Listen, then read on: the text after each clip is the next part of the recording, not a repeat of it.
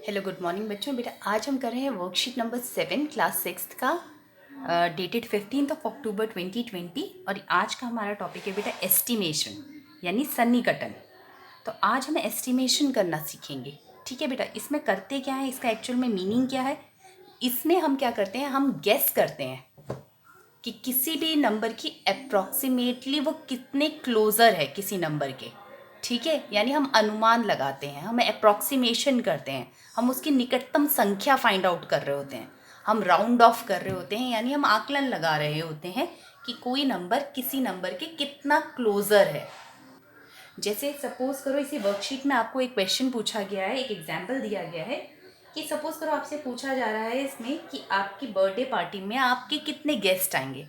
तो आप एक अनुमान लगाते हो, आप एक रफ एस्टिमेशन देते हो कि हाँ आज मेरी पार्टी में 10 लोग आएंगे या 20 लोग आएंगे, एक राउंड ऑफ वैल्यू देते हो, है ना, क्योंकि एग्जैक्ट आपको नहीं पता है कि 15 आएंगे कि 17 आएंगे। तो आप एक राउंड ऑफ वैल्यू दे देते हो कि हाँ भाई 20 लोग आएंगे। तो इसी तरीके से आज हम उसी चीज़ का एस्टिमेशन करना सीखेंगे नंबर्स का। ठीक है बेटा, अब इसमें सबसे पहली बात जो आपको ध्यान रखने वाली है वो ये है कि एक्चुअल में इसमें हम राउंड ऑफ करते कैसे हैं और इसका एक्चुअल में मीनिंग क्या है। देखो बेटा, सपोज करो अगर आपको राउंड ऑफ करना है टू द नियरेस्ट 10, यानी दहाई जो है उसके निकटतम वैल्यू आपको निकालनी है, निकटतम दहाई के। ठीक है, तो आप क्या करेंगे, जैसे सपोज करो 12 है। ठीक है, 12 है।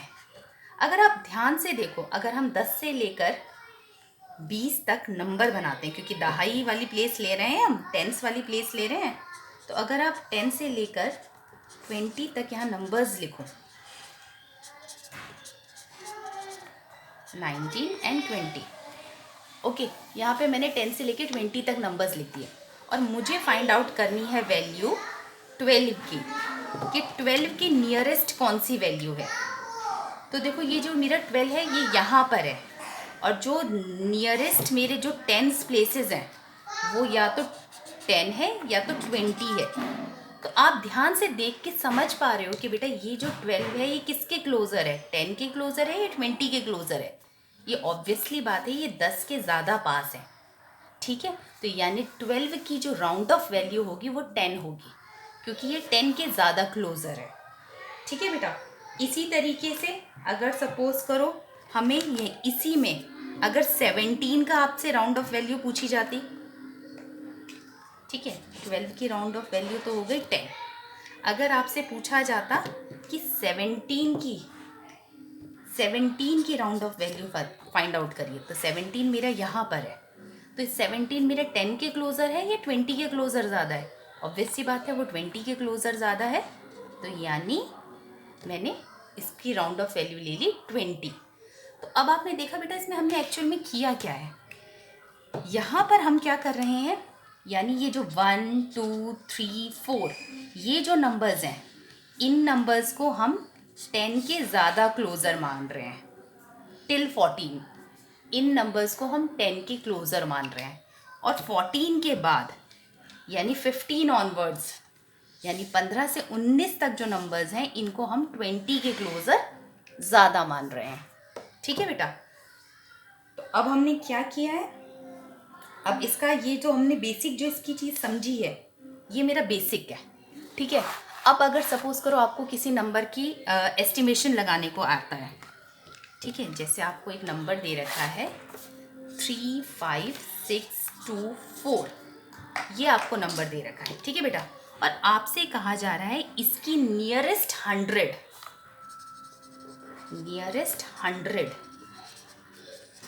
यानी निकटतम सैकड़ा वो आपको निकालना है। ठीक है बेटा, निकटतम सैकड़ा इसका आपको आकलन करना है, एस्टिमेशन करना है। तो अब आप क्या करेंगे, सबसे पहले तो आप अपना देखेंगे कि सैकड़ा मेरा है कहाँ पे। तो अगर आप ध्यान से देखो तो बेटा 1 10 100 प्लेस ये है। ठीक है, इसका मतलब है इकाई, दहाई और सैकड़ा। सैकड़ा मेरी ये वाली प्लेस है। तो अब मैं क्या करूँगी, अभी मैं क्या करूँगी, अपने जो सैकड़ा वाली जो प्लेस है ना बेटा 100 प्लेस, उसको अभी हमें टच नहीं करना है, इसको हम छुएंगे नहीं। हम क्या करेंगे, इससे पहले जो नंबर्स हैं उनको हमने एज इट इज़ लिख दिया, इसके बाद वाले जो नंबर्स हैं उनको हमने ज़ीरो कर दिया। ठीक है, बाद वाले नंबर्स को ज़ीरो, पहले वाले नंबर को एज इट इज़। अब ये जो हमने राउंड कर रखा है ना, अब हम चेक करेंगे कि ये हम 6 ही लिखें यहाँ पर या एक बढ़ा दें।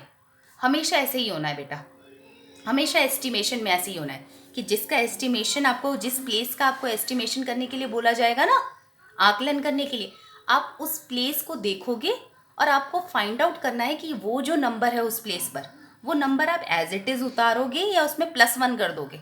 हमेशा +1 ही होगा।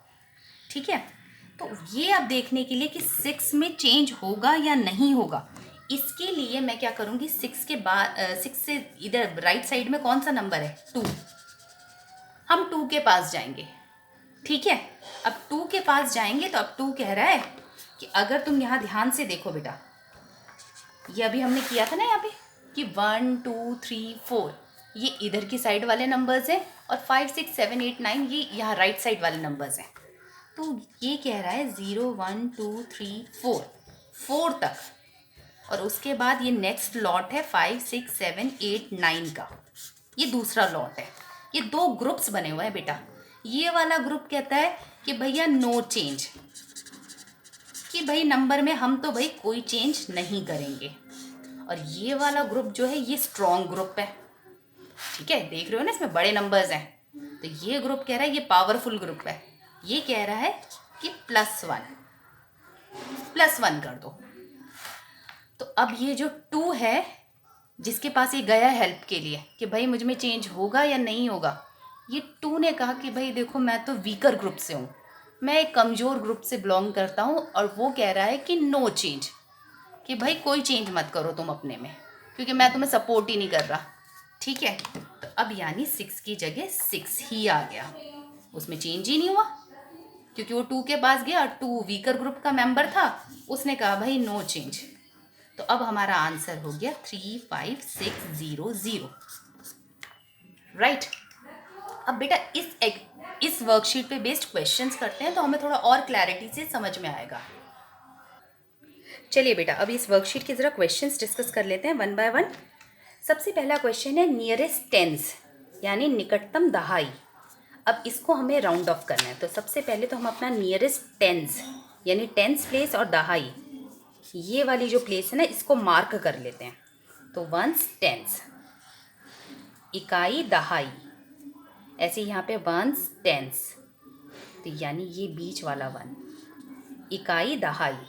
ठीक है बेटा, वंस टेंस 100, इकाई दहाई सैकड़ा। तो हमें क्योंकि दहाई, यहाँ पे दहाई की बात हो रही है, टेंस प्लेस की बात हो रही है, तो हमने वही हर जगह मार्क कर ली। अब क्या करते हैं हम, ये जो प्लेस हमने मार्क करी है ना बेटा, अगर इससे पहले कोई नंबर है तो उसे हम एज इट इज़ लिख देंगे, और उसके बाद अगर कोई नंबर है तो उससे पहले तो 0 लिख देंगे। तो ये जो है, अभी मैंने 3 प्लेस को टच नहीं करना है, 3 के बाद जो नंबर है वो 0 हो गया। यहाँ पे अगर देखें तो 1 से पहले जो नंबर है वो 1 एज इट इज़ रहा, 1 के बाद वाला जो नंबर है, 1 को अभी हमें छूना नहीं है, टच नहीं करना है, 1 के बाद वाला जो नंबर है वो 0 हो गया। ऐसे यहाँ पर आते हैं, अभी 5 प्लेस को आप टच मत करो, 5 से पहले है 2, उसे एज इट इज़ लिख दो, और 5 के बाद जो नंबर है उसे 0 कर दो। ठीक है बेटा, अभी हमारा फ़िलहाल ये चीज़ हो चुकी है। अब हमें ये जो सर्कल में जो नंबर्स हमने लिखे हैं ना, अब हमें इन्हें चेक करना है कि इनमें कोई चेंज होगा या फिर हमें इनमें +1 करना पड़ेगा। ठीक है, या तो नो चेंज होगा, ये नंबर एज इट इज़ आ जाएंगे, या फिर इनमें +1 हो जाएगा। तो चलो पहले हम 3 की करते हैं। 3 जो है वो 7 के पास गया, क्योंकि ये खुद से डिसीजन नहीं ले सकता, ये अपने बगल वाले से पूछेगा। तो 3 के साथ में कौन है, 7 है, तो ये 7 के पास गया। अब 7 अगर आप देखो तो ये स्ट्रॉन्ग वाले ग्रुप का मेंबर है, जो शक्तिशाली ग्रुप है ना उसका मेंबर है। तो ये कह रहा है भाई तू अपने में +1 कर लो। ठीक है, तो 3 को अब पावर मिल गई, तो उसने अपने में +1 कर लिया, तो अब उसके पास हो गया 4, तो आंसर आ गया 40।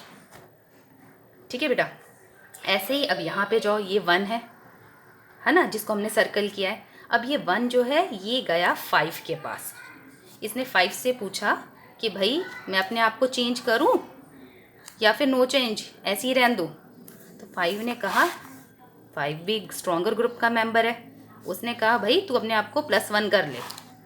तो 1 ने अपने में +1 किया, तो अब हो गया 2, यानी आंसर आ गया 120। सिमिलरली इधर आओ, अब ये है 5, ये 5 किसके पास जाएगा? 2 के पास जाएगा या 9 के पास जाएगा? 9 के पास जाएगा, हमेशा राइट साइड वाले मेंबर के पास जाता है, ठीक है। तो ये 9 के पास गया। 9 अगेन बेटा हमारा स्ट्रॉन्ग ग्रुप का मेंबर है, उसने कहा +1 कर लो। तो आप 5 में +1 करेंगे तो ये हो गया 6, तो ये हो गया 260। ये सारी हमारी राउंड ऑफ वैल्यूज़ आ गई।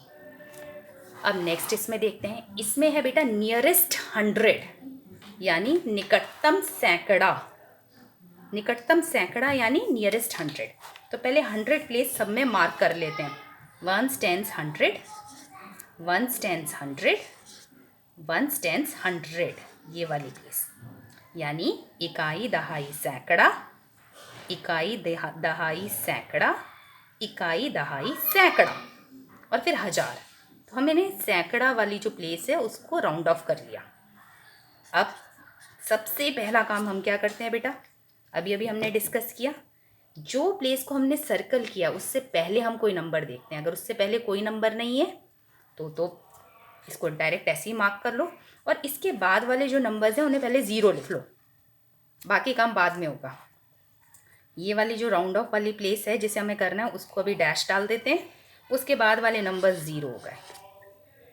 यहाँ पे हमें 1 को राउंड ऑफ करना है, उस प्लेस पे मैंने डैश लिखा, मगर उस प्लेस से पहले भी एक नंबर है बेटा, आप देख रहे हो ना 1, उसको कोई चेंज नहीं करना। हाँ, उसके बाद वाले जो नंबर्स हैं, 2 नंबर्स हैं, दोनों 0 हो गए, ठीक है।